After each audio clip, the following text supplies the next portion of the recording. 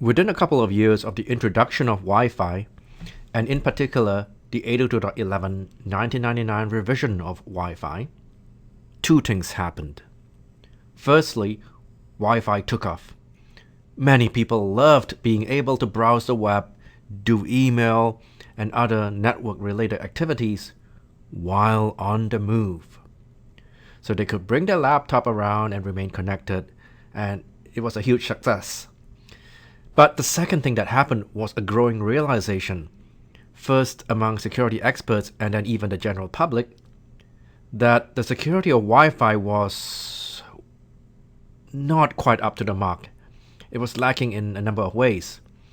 It had originally been meant to be wired equivalent privacy, but it was not even that. Worse still, exploits were being published to allow attackers to break WEP. Something had to be done, and IEEE got started working on 802.11i, an amendment to 802.11 that would introduce much enhanced security. The Wi-Fi Alliance, meanwhile, realized that this was a big threat to the continued growth of the Wi-Fi market. What was to be done? They introduced WPA, Wi-Fi Protected Access, as a stopgap measure. It was something that was designed to be stronger than WEP, but not quite all the way to 802.11i. Therefore, as the name implies, TKIP is one of the parts of WPA. It's Temporary Key Integrity Protocol, because WEP was well known to have poor key usage, as we have already seen in earlier videos. So one of the main features of WPA to address weaknesses in WEP was the introduction of TKIP, Temporary Key Integrity Protocol, which would immediately address some of the main problems with WEP. It was temporary, it was a stopgap measure, better than WEP, but not as good as using AES, which comes with 802.11i. In fact, it still uses RC4, but at least fixes some of the most serious problems with the way that keys were used in WEP. There were two main concerns actually. One was the weakness of WEP, and the second main concern was that there was a lot of hardware that was out there that could not handle stronger but more computationally intensive cryptographic protocols like AES. Given these two concerns then, certain compromises had to be made, and so TKIP was one of these compromises. At least it fixed the major problems with the usage of keys.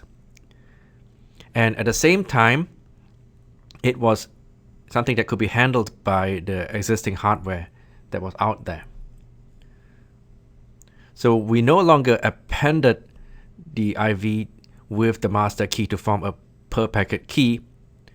Instead, there was a per packet key mixing algorithm.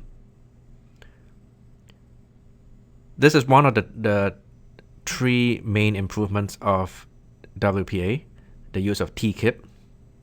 A second improvement is an improvement as far as message integrity was concerned, because WEP, as we noted earlier, has a very weak linear 32-bit CRC that it uses for its integrity check value.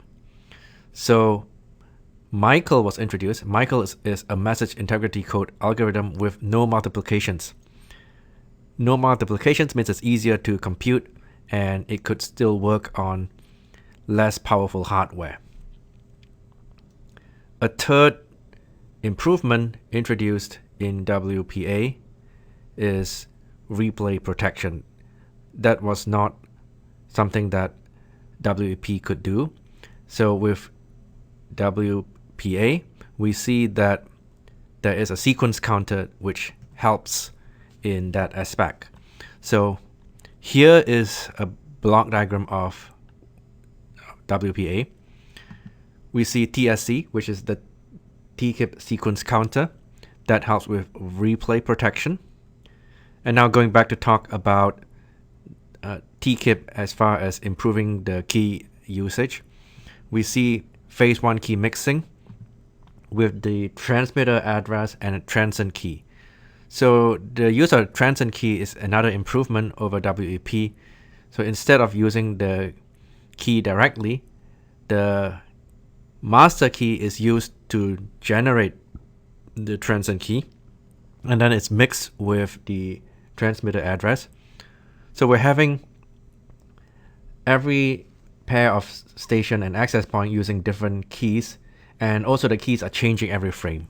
So more powerful key mixing that helps to make the encryption harder to break, even though it's still using WEP encapsulation, meaning it's still using RC4. And then as far as the integrity protection is concerned, there's the use of Michael here.